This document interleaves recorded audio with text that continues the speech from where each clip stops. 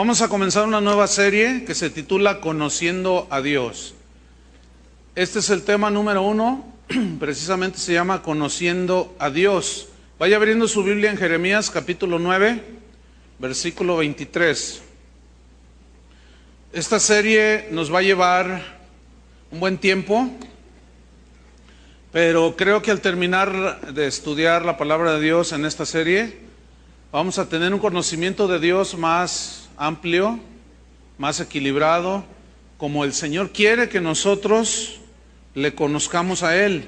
Vamos a aprender de su omnipotencia, su sabiduría, su invisibilidad, su omnisciencia, el carácter de Dios que es amor, que es santo, en fin.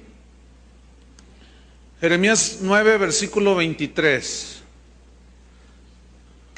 Dice así: así dijo Jehová, no se alabe el sabio en su sabiduría, ni en su valentía se alabe el valiente, ni el rico se alabe en sus riquezas. Mas alábese en esto el que se hubiere de alabar, en entenderme y conocerme. Entender a Dios, conocer a Dios. Que yo soy Jehová, que hago misericordia, juicio y justicia en la tierra, porque estas cosas quiero, dice Jehová. Lo que nosotros pensemos y conozcamos de Dios definitivamente va a determinar en gran medida la manera, la forma en que vamos a pensar acerca de Dios y vamos a vivir. Eso es indiscutible. Por ejemplo, si pensamos que Dios no existe, si creemos que Dios no existe, pues vamos a vivir como si Dios no existiera. Si conocemos que Dios tiene verdades que se revelan en las Escrituras y esas verdades son absolutas, vamos a tener conceptos acertados acerca de Dios, de su santidad, de su omnipotencia, etcétera, y vamos a tener verdades que son absolutas. Una verdad absoluta es como cuando Jesús dijo: yo soy el camino, no dijo un camino. Allá afuera en el mundo dicen que todas las religiones llevan a Dios, pero el Dios de la Biblia dice que no, que solo hay un camino, y eso es una verdad absoluta. Si alguien puede tacharnos de intolerantes y sectarios, bueno, en ese caso no nosotros, sino Dios mismo, que dice que hay un solo camino.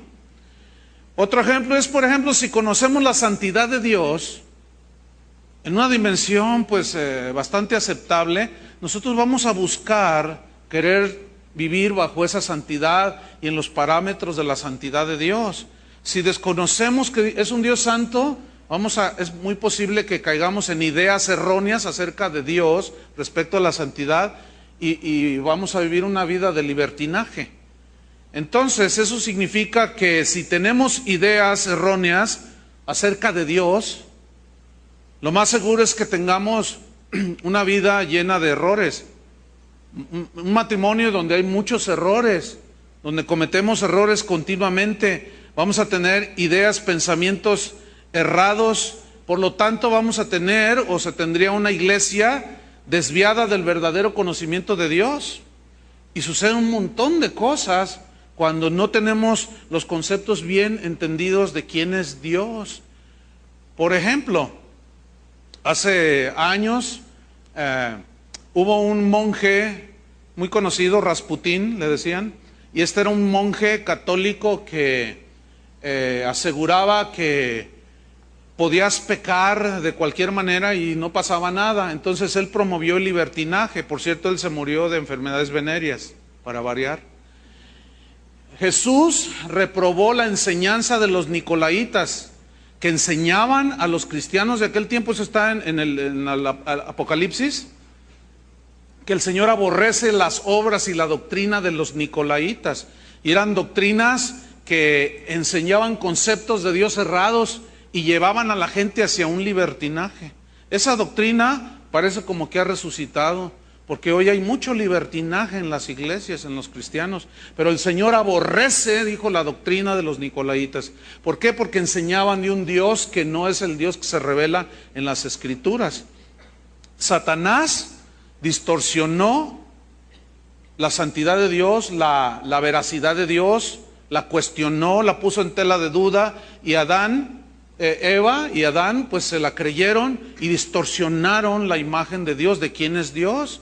Él les dijo, con que Dios os ha dicho no comáis de este árbol, pues sí, así nos dijo. No, no es verdad. Miren, lo que pasa es que Dios es medio celoso y Él quiere ser el primer lugar en todo. Más bien, si ustedes comen van a ser igual a Dios. Y distorsionó la imagen de Dios. Entonces, es así como hay conceptos, por ejemplo, que Dios es amor. ¿Cuántos saben que Dios es amor? Yo le doy gracias a Dios porque Él es amor, que me amó, nos amó a pesar de nuestros pecados. Pero un día vino esa confrontación entre Dios y usted, y Dios tocó su corazón, vino el arrepentimiento, usted se convirtió y recibió el amor de Dios que manifestó en la cruz del Calvario. Gracias a Dios por su amor, ¿verdad? Pero si nada más tengo ese concepto del lado del amor en ese sentido, y por ejemplo yo me olvido también del otro lado que habla que Dios es un Dios de ira, que se enoja, que derrama su ira sobre sus enemigos y sobre los que lo rechazan. Entonces, si no tengo un concepto de Dios, de todo su carácter, de todo su ser, entonces yo voy a tener ideas erróneas. Entonces voy a decir, no, Dios es tan bueno. No hables de juicio. Cristo dijo claramente que Él no vino a condenar a nadie. Sí es cierto, pero esos que no los condena son los que aceptaron a Cristo, los que se arrepintieron, y a los demás, nada más quiero recordarle, los manda al infierno. Entonces sí es cierto que el Señor dijo que Él no vino a condenar, Él vino a salvar, pero los que lo rechazan, los condena. Entonces son conceptos que se van ahí acumulando y son desproporcionados o son desequilibrados. Por ejemplo, fíjense en Romanos 11:22.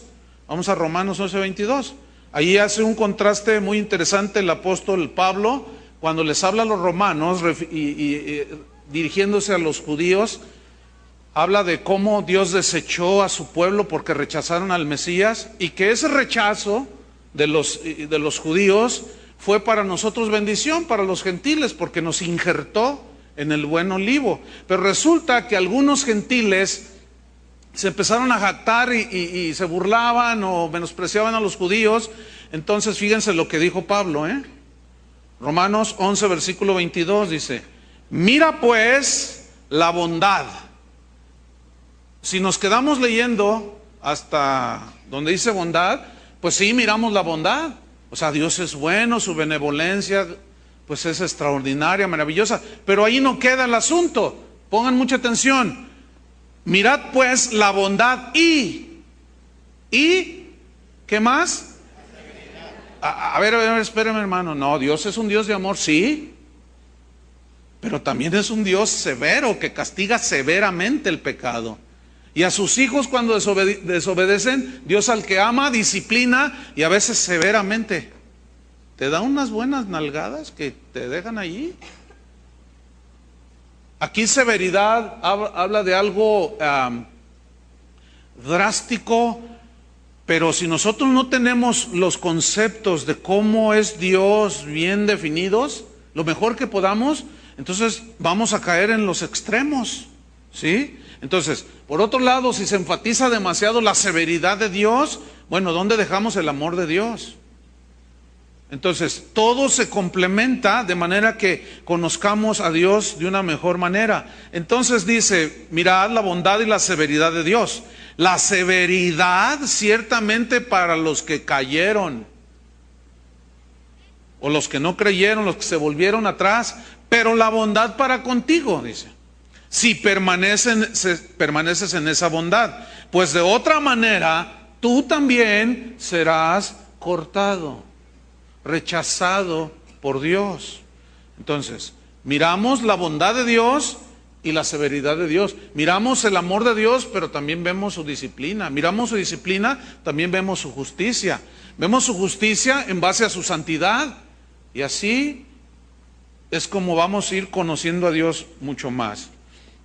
Entonces, cuando una persona o uno que dice que es cristiano tiene un concepto de Dios erróneo y equivocado acerca de cómo es Dios, quién es Dios, por qué hace lo que hace, por qué obra de esta manera, por qué a veces lo deja de hacer, entonces esta persona o este cristiano, si no conoce a Dios en todo su carácter, en toda su imagen, en todos sus atributos, bueno, pues va a tener muchos problemas en su vida porque no va a entender muchas cosas, no va a saber. ¿En qué se complace el Señor? En que le entendamos y lo conozcamos. Por ejemplo, si usted desconoce que Dios es un Dios soberano, ¿qué significa la soberanía de Dios? Que Dios hace las cosas como Él quiere, que nadie le dice a Él órdenes.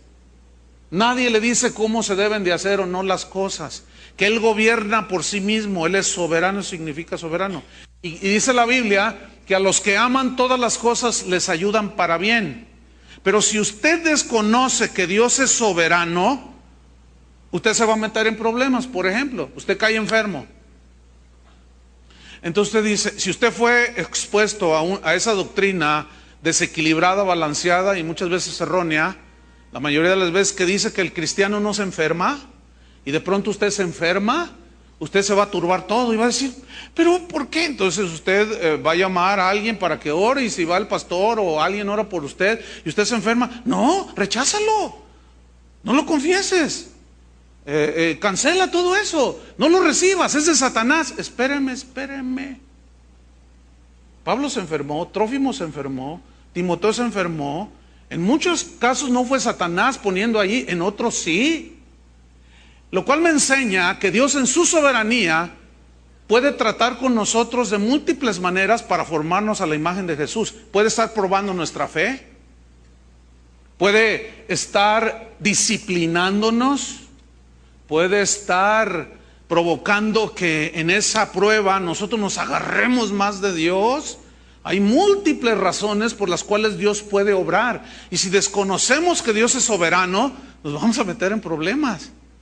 Te vas a turbar todo. Y esos que enseñan que el cristiano nunca se enferma, cuando se enferman, van y se meten a un hospital para tratarse la enfermedad, el dolor, lo que sea, y luego dicen que se fueron de gira evangelística.